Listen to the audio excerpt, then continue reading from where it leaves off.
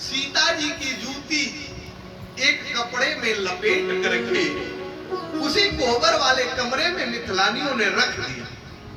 और जब रख दी, राम जी आए चारों भाई। उस समय मिथिलानियों ने कहा कि राम जी आप इनको प्रणाम करिए। राम जी नेत्र बंद किए, समझ गए।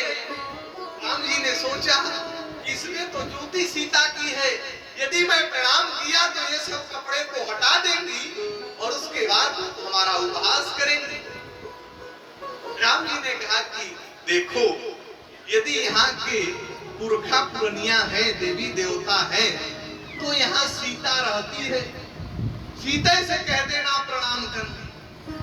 मैं प्रणाम करने वाला नहीं, मैं प्रणाम नहीं करूंगा। इस समय राम जी ने कह दिया। बगल में लक्ष्मण जी खड़ा थे। मिथिलानियों ने कहा कि आप देखने में बड़े सीधे साधे दिखाई दे रहे हैं, आप ही प्रणाम कर लो, बात आगे बढ़े। लक्ष्मण जी ने कहा कि हम कितने सीधा हैं, वो तो परशुराम जी और जनक जी जानते हैं कि हम कितने सीधे। और निवेदन करूं, आज भगवान के ही अंशा अवतार श्री परशुराम जी का आज जन्मोत्सव भी है। निवेदन करूं, भगवान परशुराम इस धरती पर आए तो सत्य की स्थापना करने के लिए। भगवान परशुराम से सबका बड़ा प्रेम है, लेकिन परशुराम जी जब धनुष टूटने के बाद उस सभा में जाते हैं तो लोगों की मनस्थिति बिगड़ जाती है। वो लोग ये सोचते हैं कि परशुराम जी राम जी के लीला में बाधक बन के आए। राम जी के लीला में इतना बढ़िया विवाह का कार्यक्रम चल रहा है और उस समय जब धनुष टूटा है तो परशुराम जी को जब वो ध्वनि सुनाई दी ना, तो परशुराम जी ने क्या किया कि तेहि अवसर सुनी शिव धनु भंगा आयहु भृगुकुल कमल पतंग।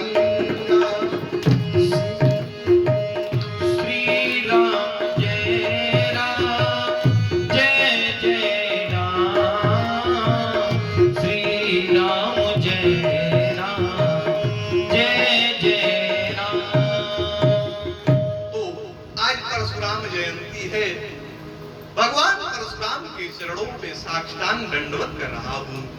निवेदन करूं, जिस समय लक्ष्मण जी से मिथिलानियों ने कहा कि आप ही प्रणाम कर लो, लक्ष्मण जी ने कहा, और एक बात निवेदन कर देना चाहता हूं इस धर्म मंच से, भाई का क्या दायित्व होता है एक भाई के प्रति। परिवार में यदि आप 4 भाई हो, परमात्मा की जब विशेष कृपा होती है ना, तब भाई मिलते हैं, भाई ऐसे नहीं मिलते। इसी बात को भगवान श्री राम भी कह रहे हैं। लक्ष्मण जी को जब शक्ति लगी है ना, तो राम जी ने कहा है, राम जी ने वहां कहा, सुत वित्त नारी भवन परिवार वो ही जाय जग 12 अस विचार जिय जागो ताता मिलहि न जगत सहोदर भ्राता। इस धरती पर आपको सब कुछ मिल जाएगा, ये मैं नहीं कह रहा, ये भगवान श्री राम कह रहे हैं। सुख आपको, यदि आपके पास बेटा नहीं है ना, दूसरा बेटा हो सकता। सुख वित्त, आपके पास पैसा नहीं है, आप पैसा कमा सकते हैं। सुत वित्त नारी, यदि पत्नी नहीं है, दूसरी पत्नी आ सकती है, विवाह हो सकता है। सुत वित्त नारी भवन परिवार, सब कुछ हो सकता है, लेकिन मिलहि न जगत सहोदर बनाता। लेकिन निवेदन कर देना चाहता, परमात्मा ने यदि आपको भाई दिया है तो आपस में प्रेम से रहिए। रहिए, बड़े स्नेह के साथ रहिए। निवेदन करूं, एक बार सोने ने लोहे से प्रश्न किया। सोना ने लोहा से कहा कि लोहा एक बात बताओ, पिटाई तुम्हारी भी होती है, पिटाई हमारी भी होती है। तुमको लोहार पीटता है, हमको सोनार पीटता है, हम दोनों लोगों की पिटाई होती है। लेकिन लोहा जब हम पीटे जाते हैं तो इतना धीरे से आवाज करते हैं कि कमरे में ही हमारी आवाज रह जाती है। लेकिन लोहा जब तुम पीटे जाते हो तो यहां से आंवला तक आवाज चली जाती है कि लोहा पीटा जा रहा है। क्या बात है? उस समय लोहे ने इतना सुंदर उत्तर दिया। लोहे ने कहा, भैया सोना तू ठीक कह रहा है, पिटाई तुम्हारी भी होती है, पिटाई हमारी भी होती है, लेकिन अंतर इतना ही है कि सोने को सोना नहीं पीटता, लोहे को लोहे पीटता है।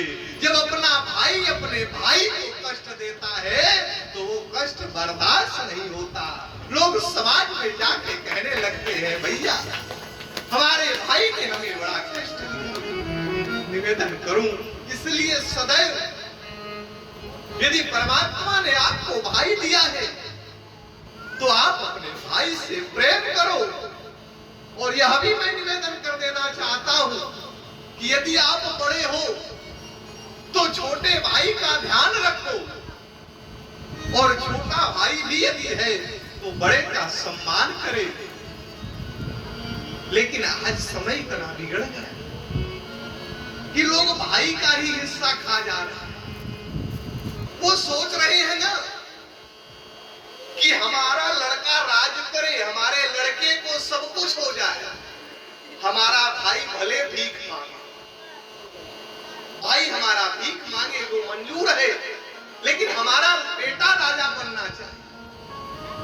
निवेदन करूं, ऐसे लोगों के लिए कहा गया है ना कि जो अपने भाई के अंश को खाता है, अपने भाई के हिस्से को खाता है ना, उसको कभी शांति मिलने वाली नहीं है। यहां तक लोग कह देते हैं गांव में कि अकर कसाई बकर कसाई और कसाई गाई का, उससे बड़ा वो कसाई जो हिस्सा खाए भाई। इसलिए कभी भी आप भाई का अंश मत खाओ। यदि परमात्मा ने आपको भाई दिया है तो आप भाई से प्रेम से रहिए, एक दूसरे का सम्मान करिए। आज वही काम लक्ष्मण जी ने किया। मिथिलानियों ने कहा कि आप ही प्रणाम कर दो, बात आगे बढ़े। लक्ष्मण जी ने कहा कि जिस चीज का परित्याग हमारे भैया कर चुके हैं तो मुझे कोई अधिकार नहीं है कि मैं प्रणाम करूं, मैं भी प्रणाम करने वाला नहीं। लक्ष्मण जी ने भी मना कर दिया। बगल में शत्रुघ्न जी खड़े थे। मिथिलानियों ने कहा आप ही प्रणाम कर दो, बात आगे। शत्रुघ्न जी ने कहा कि जहां जिस चीज का दो बड़े भाई परित्याग कर चुके हैं तो हमारा भी कोई अधिकार नहीं बनता। लेकिन ये वही मिथिलानियों की दृष्टि भैया भरत के ऊपर पड़ी तो भरत जी के नेत्रों से अश्रु की धारा पूरित हो रही थी। मिथिलानियों ने कहा, अरे भैया आप तो वास्तव में संत दिखाई दे रहे हो, आप ही प्रणाम कर लो, बात आगे बढ़ जाए। मिथिलानियों को कहने में विलंब हुआ, लेकिन भैया भरत को साष्टांग प्रणाम करने में विलंब नहीं हुआ। भरत जी साष्टांग प्रणाम करने, और जब साष्टांग प्रणाम करने लगे ना तो मिथिलानियों ने उस वस्त्र को हटा दिया और उसमें से सीता जी की जूती निकल गई। मिथिलानियां ताली बजा के हंसने लगी, और जब वो हंसने लगी तो लक्ष्मण जी की आंखें लाल लाल हो गई। लक्ष्मण जी ने कहा, रे भैया आपको सारी भक्ति ससुराले में दिखानी थी।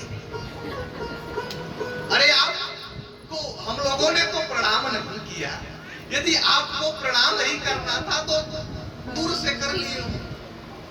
आपको सारी शक्ति सारी भक्ति ससुराल में दिखानी थी। उस समय भैया भरत के नेत्रों से अश्रु की धारा पूरित होने लगी। भरत जी ने कहा कि लक्ष्मण एक बात कान खोल करके सुन लेना, तुम्हारे जीवन में भैया और भाभी में अंतर हो सकता है, लेकिन इस भरत के जीवन में जितना महत्व राम के जूता का है उतना ही महत्व सीता के जूते का भी है। जितना महत्व राम के इस भरत के जीवन में राम और सीता में अंतर नहीं है। बाबा की लेखनी उठी और बाबा कह रहे हैं कि गिरा अर्थ जल बीच सम कहियत भिन्न न भिन्न बंदहु सीता राम पद जिनहि परम प्रिय खी। तो आज भगवान श्री कृष्ण भी अपने पीतांबर में द्रौपदी की जूती को लपेट लिए नारी का वेश बनाए हैं। एक संत ने बड़ा सुंदर भाव दिया, वो कह रहे हैं कि नारी का वेश बना नटवर अजुतिया ले लिया हाथों में, थे मस्त कन्हैया हंसने में, थे लीन पितामह रोने में, खुद तो बाहर खड़ा रहे अंदर भेजा पंचाली को। वहां जब पहुंचे ना तो उस डेवढ़ी पे जाकर के भगवान श्री कृष्ण खड़े हो गए और अंदर कन्हैया ने द्रौपदी को भेजा। और जब द्रौपदी गई है अंदर, पितामह भी रो रहे थे, घूंघट को काढ़ी हुई है। और जब द्रौपदी जाकर के पितामह के चरणों पर जब द्रौपदी ने प्रणाम किया है, उस समय पितामह ने जब प्रणाम करते हुए देखा तो उनको लगा कि भानुमति आई है। और भानुमति समझ करके पितामह ने कहा अखंड सौभाग्यवती भव, अखंड सौभाग्यवती भव। और जिस समय अखंड सौभाग्यवती भव पितामह ने कहा है, उस समय द्रौपदी ने अपने घूंघट को ऊपर कर दिया। और जब ऊपर की है ना, पितामह देख करके आश्चर्यचकित हो गए। पितामह ने देखा द्रौपदी को और द्रौपदी ने पितामह से कहा, अरे बाबा, कल तो आपने शाम में संकल्प लिया कि मैं अर्जुन का वध करूंगा और आज अखंड सौभाग्यवती भव का आशीर्वाद दे रहे हो। तो ए बाबा बताओ, द्रौपदी ने कहा कि मेरे 5 पतियों में यदि एक भी मारा जाएगा तो आप ही बताओ ए बाबा, क्या सत्यव्रती कहलाए? आप बताओ, आप आज अखंड सौभाग्यवती भव का आशीर्वाद दे रहे हो और यह भी संकल्प लिए हो कि मैं इन्हीं हाथों से अर्जुन का वध करूंगा। तो अब आप ही बताओ कि क्या होगा। भीष्म पितामह हंस गए, लेकिन पितामह ने कहा कि द्रौपदी, अब तो तुम्हारे 5 के 5 पति जिंदा रहेंगे, लेकिन एक बात बताओ, वो छलिया कृष्ण कन्हैया कहाँ है?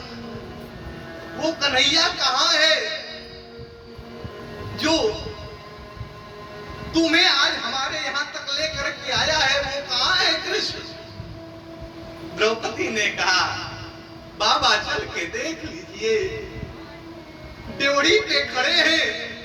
जिस समय पितामह दौड़ करके दरवाजे के पास गए हैं, भगवान श्री कृष्ण वहां से दौड़ करके भागने लगे।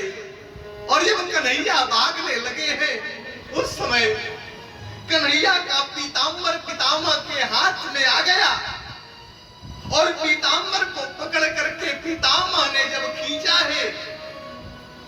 और जब खींचे है ना, उसी पितामह जो खींचे तो पीताम्बर से द्रौपदी की जूती गिर गई। और जब द्रौपदी की जूती गिरी है, उस समय विश्व पितामह फफक करके रोने लगे। पितामह ने कहा कि जिस भक्त को बचाने के लिए तीनों लोक का परमात्मा जूता चप्पल तक ढोने के लिए तैयार है, तो एक नहीं 1000 पितामह प्रतिज्ञा कर लेंगे तो भी अर्जुन का वध होने वाला